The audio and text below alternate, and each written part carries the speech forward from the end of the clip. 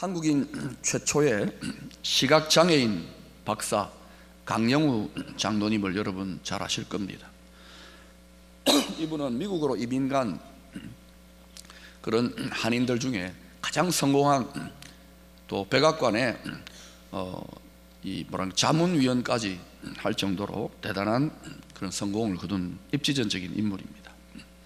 그러나 사고로 인해서 시각장애를 갖게 되고 이제 절망과 좌절의 시간들을 보낼 때 그를 도왔던 자원봉사 자매가 하나님이 주신 감동으로 많은 집안의 반대를 무릅쓰고 이 강영우 씨와 결혼을 하기로 결단합니다.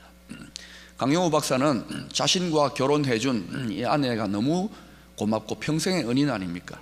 그래서 결혼식이 끝나고 그 아내에게 정말 감사의 마음을 담아서 이렇게 말했답니다. 이제부터 당신의 이름을 석은옥이라고 그렇게 부르겠습니다. 왜 그렇게 석은옥이라고 하느냐? 지금은 우리 부부가 돌짝발 같고 가시밭길 같은 힘든 시간들을 보내고 있지만 하나님의 때가 되면 모든 것을 은처럼 빛나게 할 것이고, 또 마침내 하나님께서 옥처럼 아름답고 귀한 가정으로 회복시켜 축복하여 주실 것입니다. 우리 한번 열심히 살아봅시다. 이렇게 나누었대요. 그런데 이 예언적인 선포, 석은옥이라고 하는 이름 속에 이 가정이 점점 잘 될 것에 대한 믿음의 고백이 있었던 거예요. 하나님이 그 중심을 받으시고 얼마나 이 가정이 잘 되었는지. 물론 강 박사님은 먼저 천국 가셨지만 그 집안은 지금도 미국의 주류 사회에서 아들 폴 캉, 크리스토퍼 캉은 법률 전문가로 또 세계적인 최고 거리의 안과 의사로, 아버님 시각장애인이라고 그거 전공해가지고 얼마나 복되게 믿음의 가정을 꾸려가는지 몰라요. 최근에 페이스북으로 제가 이렇게 성도들의 삶 또는 페이스북 친구들의 삶을 좀 글을 읽을 기회가 좀 있지요. 근데 그 중에 제 마음에 깊이 남았던 글이 하나 있습니다. 몇 년 전에 제가 주례를 섰던 우리 교회 청년의 신앙 고백의 간증인데 큰 감동을 받고 제가 그 적석에서 간절하게 축복의 기도를 했어요. 페이스북 앞에서. 제가 이 형제의 스토리를 압니다. 믿지 않는 가정에서 홀로 신앙생활을 하는데 그 부모님이 좀 별나신 것 같아요. 그래서 막 그냥 믿지 말라 하면 될 것 같은데 막 때리는 거예요. 집에서 쫓겨나고, 그리고 결혼할 때도 엄청난 반대 때문에 많은 어려움과 마음고생을 겪었던 형제입니다. 그 글의 내용이 이렇습니다. 제가 읽어볼게요.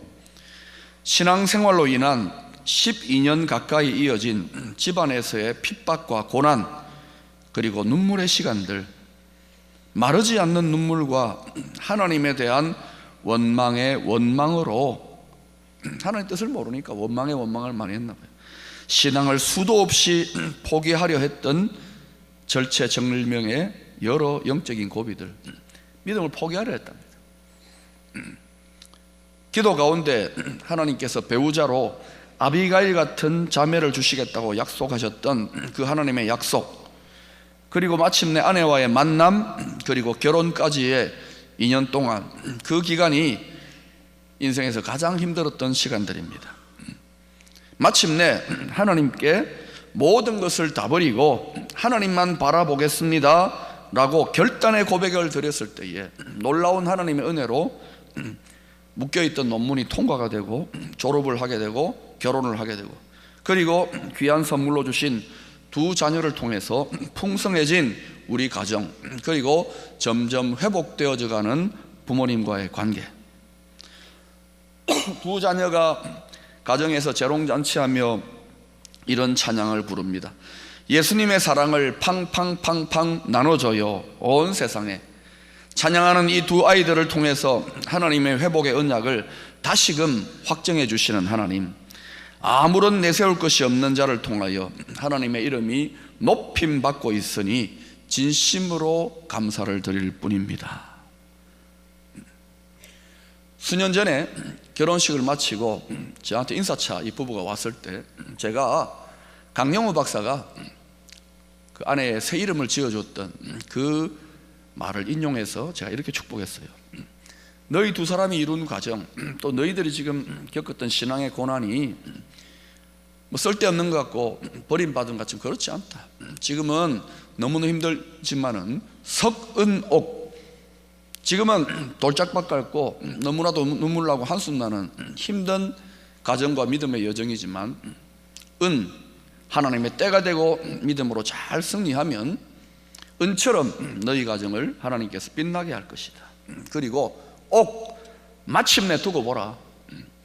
하나님을 지극정성으로 섬기는 가정이 어떤 결과에 도달하게 되는지, 하나님이 너희 가정을 옥처럼 아름답게 사용하시고 축복하여 줄 것이다. 자, 그렇게 권면하고 기도했던 기억이 납니다. 사랑하는 여러분, 이 두 가정 공통분모가 뭐라고 생각합니까? 그냥 적당한 신앙이 아니에요. 대가를 지불하며 시련과 고난까지도 이겨내며 끈질기게 지극정성으로 하나님 붙드는 가정이에요. 그러니 저는 믿음의 눈으로 봅니다. 그들 당대만이 아니라 그 후대까지 믿음의 개성이 잘 전수되어져서 갈수록 다윗의 집안처럼 강해지는 복된 집안 될 줄로 믿습니다. 오늘 본문 사무엘하 3장 1절을 보면 사울과 다윗 두 집안에 대비되는 모습이 소개되고 있습니다. 여러분이 한번 읽어보실까요? 시작.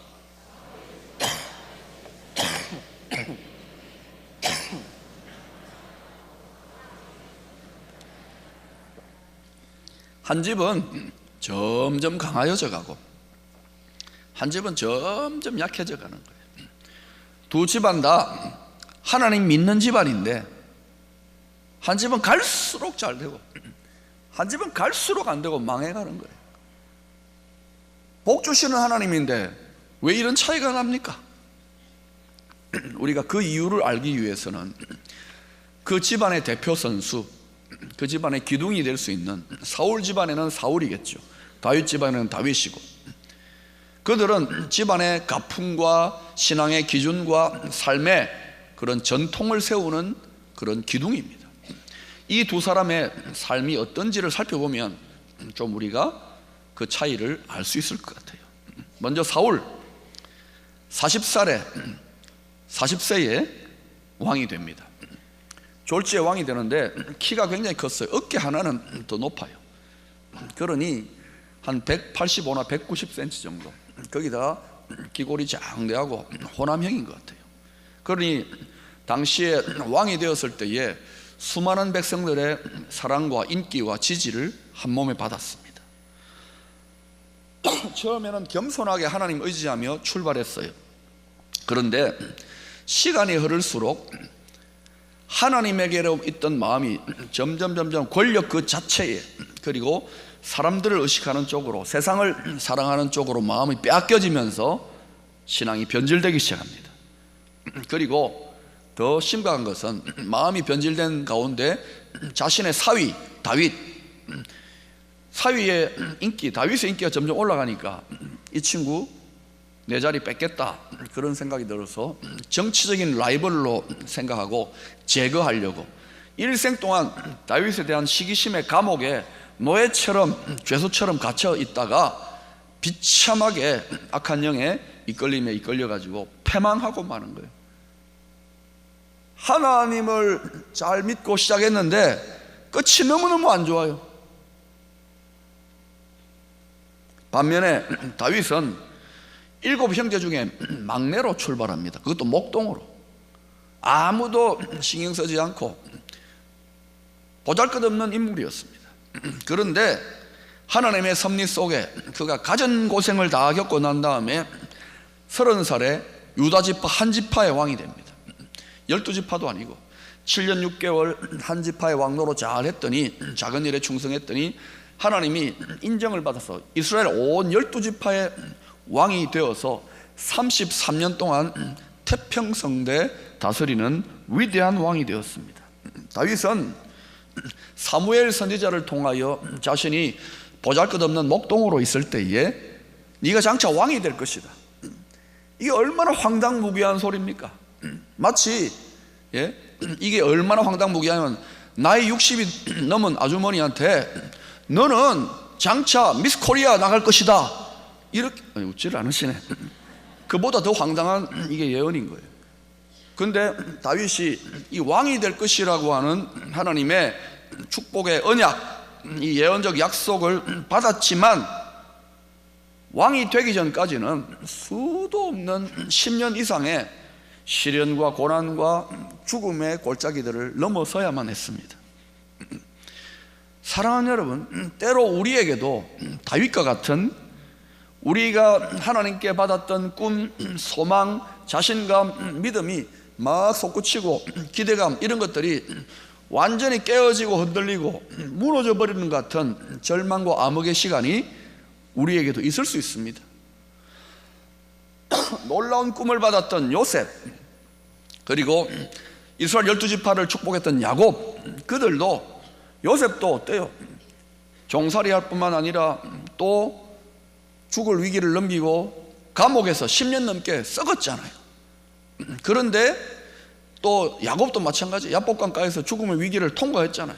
그런데 이렇게 꿈이 깨어지고 산산조각 나는 그런 경험들을 하게 하시는 가운데 요셉과 야곱과 다윗이 잘한 게 있습니다. 그게 뭡니까? 절대로 하나님은 포기 못하는 거예요. 꽉 붙드는 거예요.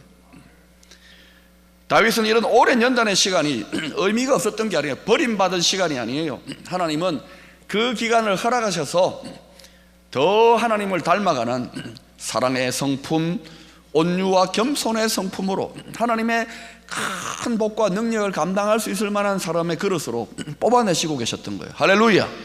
그러니 여러분, 그런 시간에 좌절하고 낙심하고 원망 불평만 하지 말고 주님의 뜻을 받들어, 주의 마음을 받들어 그릇 예비할 수 있기를 축원합니다. 다윗은 이런 시련의 순간, 성공의 순간만이 아니라 시련의 순간에도 하나님 붙잡고 끈질기게 믿음의 싸움을 싸웠어요. 시편의 다윗의 시들이 전부 다 그런 투쟁의 기록들입니다.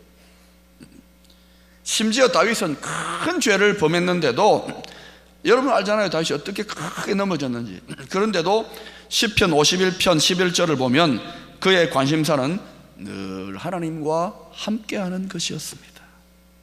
나를 주 앞에서 쫓아내지 마시며 주의 성령을 내게서 거두지 마소서.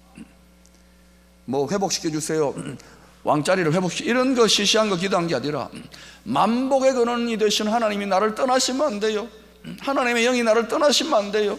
하나님, 여기에서 우리가 알 수 있는 건 뭡니까? 다윗은 본능적으로, 직감적으로, 킬러의 본성이라고 그래요. 축구선수들 그런 본성으로 뭘 알았느냐면은 내 인생과 내 모든 여정의 형통의 비밀, 축복의 비밀은 딴 데 있는 것이 아니다, 만복의 근원이신 하나님과 함께하고 가까이 있는 데 있다, 이걸 알았기 때문에 하나님 떠나가시면 안 돼요.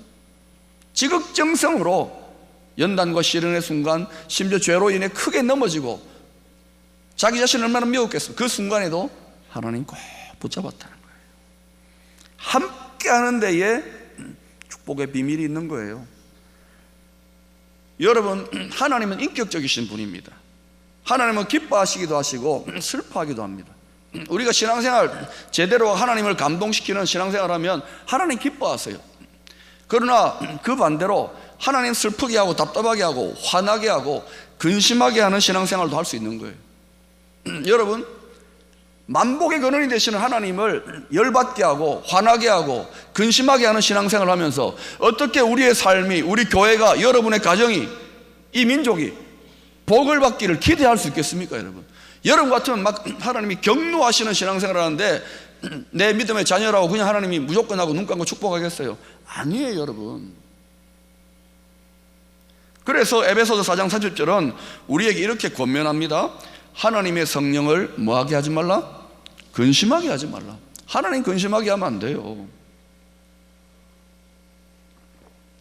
사울 집안의 기둥이었던 사울은 하나님이 여러 번 경고하셨는데도 계속 하나님을 슬프게 하고 답답하게 하고 화나게 하는, 근심하게 하는 신앙생활을 하다가 결국은 하나님의 영이 그의 삶에서 아예 떠나버려요. 지금 신약의 백성된 우리는 예수 그리스도 때문에 성령이 우리 안에 한번 들어오시면 내주하시지만, 죄 좀 지었다 하더라도 당시에는 그리스도 예수가 오시기 전입니다. 특별한 사람들에게만 하나님 영이 임하는데, 왕이니까 하나님 영이 같이 함께 했는데 계속해서 딴짓하고 하나님 화나게 하고 근심하게 하니까 하나님 영이 아예 떠나버리는 거예요. 떠나버리면 어떻게 됩니까? 사무엘상 16장 14절에 보면은 이런 사울의 비참한 상태를 이렇게 설명합니다. 여호와의 영이 사울에게서 떠나고 여호와의 부리시는 악령이 그를 번뇌하게 한지라. 하나님의 영이 떠나면 번뇌하고 죽겠고 우울증 걸리고 자살하고 싶고 이런 거예요. 지금 왕인데도 하나도 행복하지 않아요. 집안의 기둥이 만복의 근원이신 하나님을 떠나버리고 하나님의 영이 떠나버렸는데 어떻게 그 집안이, 그 기관이, 그 교회가, 그 나라가 복을 받겠느냐 이거예요. 그러면서 복 달라 그거는 기복신앙이에요. 하나님의 마음을 헤아려야 되는 거예요. 하나님 기쁘시게 해야 되는 거예요. 하나님 기쁘시게 하기 위해서 나를 돌아봐야 되는 거예요. 하나님이 그냥 복 주신다고 생각하면 안 돼요. 하나님의 축복의 원리, 말씀의 법대로 하나님은 복을 집행하세요. 집안의 기둥이 이런 상태인데 어떻게 그 집안이 복을 받겠느냐 말입니다. 반면에 다윗의 일생은 하나님을 기쁘시게 하는 삶을 살기 위해 지극정성을 다했어요. 지극정성을. 그래서 만복의 근원이신 하나님이 늘 기뻐하는, 다윗만 보면 기분 좋아요. 사무엘하 5장 10절은 이 사실을 이렇게 확정합니다. 만군의 하나님 여호와께서 함께 계시니, 하나님이 다윗이 너무 이쁜 거야. 계속 함께 하는 거예요. 좋아하는 거예요. 함께 계시, 만복의 근원이신 하나님이 함께 계시니 다윗이 어떻게 됩니까? 그 결과로 점점 강성하여져 가는 거예요. 다윗이 잘나서 잘한 것 같지만 아니에요. 다윗은 하나님 사랑하고 하나님 붙은 것밖에 없어요. 그러니까 하나님이 다윗을 편애하듯이 보호하고 잘 되는 거예요. 오늘날도 보세요 여러분. 되는 교회, 되는 회사, 되는 나라, 되는 성도의 가정은요 이런 비밀이 숨어 있는 거예요. 눈 가리고 아웅하듯이 신앙생활 하면 안 된다는 거예요. 그러니 하나님이 다윗을 통해서 어떤 의미에서 그 집안 전체를 축복하는 거예요. 다윗의 후손들이 다 똑바로 신앙생활 한 게 아닙니다. 그러나 조상 잘 만나서 그 부모의, 하나님께서 부모에게 주신 언약 때문에 그거 먹고 사는 거예요. 그러나 계속 그것만 먹고 신앙의 3대, 4대, 5대 다 까먹으면 안 돼요. 또 그 언약을 더 크게 개성해서 또 하나님의 복이 흘러가는 믿음의 조상으로 서기를 사모해야죠. 저는 저희 집안에, 제가 믿음의 조상 아닙니까? 제 후손들이나 집안 전체 잘 되기 위해서는 하나님 지극정성으로 섬기려고, 눈에 보이지 않지만 하나님 제 목회를 판단하시고 제 섬김을 판단하신다고 생각하고 두렵고 떨림으로 올인하려고 그러는 거예요. 일생 동안 하나님 중심의 삶을 살았던 다윗, 얼마나 크게 복 받습니까? 근데 이제 다윗이 여유가 좀 생겼어요. 왕궁에서, 화려한 왕궁에서 많은 것을 누리는데 이 모든 것이 누구의 축복? 하나님의 축복, 하나님의 은혜라는 걸 알아요. 그런데 정작 왕궁에서 바라본 하나님의 집, 하나님의 성전은 너무나도 왜소하고 초라한 거예요. 텐트예요. 그래서 다윗이 하나님과 죄송한 마음이 들어서 자기 살아생전에 하나님의 성전을 짓겠다고 결단합니다. 그리고 나단 선지자 이 계획을 말하니까 나단 선지자 하나님의 뜻을 물어요. 그래서 하나님 뭐라고 합니까? 다윗아, 내가 너보고 성전 지어라 그랬냐? 그것 원하는 게 아니다. 나는 너의 그 아름다운 중심, 네가 이렇게 성공했는데도 나를 사랑하고 나의 집을 짓겠다고 하는 그 마음의 중심, 그 마음의 동기, 나를 섬기는 그 지극정성의 그 중심이 나를 또 감동시키는구나. 그래서 너 당대에는 성전 못 지어. 너는 피를 많이 흘렸기 때문에 네 아들 솔로몬이 네 마음을 받아 짓도록 하고, 그러나 네 마음이 너무너무 아름답기 때문에 내가 더 크게 감동해서 너에게 복을 주겠노라. 그런데 그 집안에 약속한 복은 어떤 복이냐면요, 그냥 장수하고 번성하고 이런 복이 아니라 집안을 영원토록 세우는 영원한 축복. 여러분, 영원한 축복, forever blessing, 예? 영원한 복을 주겠다고 하나님이 얼마나 감동하면 집안에. 그 축복의 약속이 사무엘하 7장 25, 29절 다윗의 기도인데, 다윗의 기도를 여러분 잘 보시면 하나님이 약속하신 축복을 따라서 그럼 하나님 약속하시지 않았습니까? 그러니까 우리 가족에게 영원한 축복을 주세요, 우리 집안에 영원한 축복을 주세요 하고 기도하는 거예요. 그 핵심적인 내용이 29절인데 이렇게 이야기합니다. 이제 청하건대 종의 집에 복을 주사 주 앞에 영원히 있게 하옵소서. 주 여호와께서 말씀하셨사오니 주의 종의 집이 영원히 복을 받게 하옵소서 하니라. 하나님이 복 주겠다고 약속하셨으니까, 하나님 감동하는 신앙생활로 하나님 복 주시겠다고 하는 약속받는 게 얼마나 중요한지 몰라요. 당장에 나타나지 않더라도 하나님이 심중에 연단하고 실현하고 어떻게 내 섬기는지를 끝까지 보시고 난 다음에 이 복을 감당할 수 있을 만하면 때가 되면 쏟아서 부어주시는, 쏟아서. 다윗이 감사의 마음으로 하나님의 집을 세우겠다고 했는데, 하나님의 집을 세우겠다고 했는데 도리어 하나님이 뭐예요? 다윗의 집을 영원토록 축복하시고 세우지 않습니까? 사랑하는 여러분, 여러분 의심되지 않아요? 하나님이 영원한 복을, 하나님 과장하고 복을 막 남발하신 분이다 생각되지 않아요? 어떻게 영원한 복을 받느냐? 그렇지 않아요, 여러분. 이 하나님께서 약속하신 영원한 복을 하나님 어떻게 이루시느냐?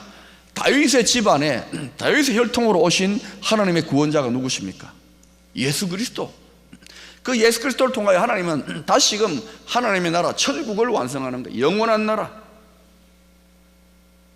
그래서 다윗을 통하여 그 집안을 영원하게 축복하겠다는 것이 예수 그리스도를 통하여 성취되어진 거예요. 그리고 더 놀라운 사실은 우리가 예수를 믿지 않습니까? 그러면 우리도 혈통적으로가 아니라 영적으로 다윗의 집안에 속해 있는 것입니다. 하나님이 다윗을 보시고 다윗의 집안을 영원토록 축복하겠다는 이 축복의 언약은 그러면 영적인 다윗의 가족된 저와 여러분에게도 주어져 있습니까? 없습니까? 있습니까? 없습니까? 있어요. 우리에게도 영원한 복이 기다리고 있는 거예요. 이 땅의 복은 물론이고. 그렇다면 약속이 주어져 있더라도 이 약속을 취해야 될 거 아닙니까? 아까 그 형제도 신앙의 연단의 과정에서 얼마나 힘들면 하나님 원망하고 믿음을 포기하려고 여러 번 생각했다 그러잖아요. 그러나 잘 이겨내었어요. 많은 사람들의 기도와 격려와 도움으로. 포기하면 안 돼요. 하나님 붙드세요. 믿음으로 붙잡을 수 있기를 축원합니다. 그리할 때에 여러분의 그 지극정성, 어떤 상황 속에서 하나님 중심으로 가까이 만복의 근원이신 하나님을 섬기는 그 중심을 보시고 하나님은 여러분 자신과 여러분 당대뿐만 아니라 여러분 후대까지 하나님은 약속하신 대로 하나님의 복을, 또 영원한 천국의 복까지 우리에게 허락하실 줄로 믿습니다. 특별히 여러분, 교회는 확장된 하나의 가족입니다. 영적인 가족입니다. 사울의 집안은 갈수록 약해지고 다윗의 집안은 갈수록 잘 된다. 갈수록 잘 되는 교회가 있는 거예요. 갈수록. 저는 기쁨의 가족이 갈수록 잘 되어지기를 원합니다. 그렇다면 교회 지도자들, 담임 목사로부터 모든 교회 지도자들이 어떻게 하나님 섬겨야 되느냐? 눈 가리고 아웅아재 섬기면 안 돼요. 정말 하나님이 감동할 만한 그런, 하나님을 감동할 만하게 여러분 신앙생활하면 목사의 눈이나 다른 지도자 성도들의 눈에 들어와요. 복 주고 싶은 마음이 일어난다고요. 그럴 때 하나님이 그 성도를 통하여 여러분의 가정과 지역을 축복할 뿐만 아니라 그런 인물들이 계속 배출되는 교회는 영원히 주님 오실 때까지 점점 갈수록 잘 될 줄로 믿습니다.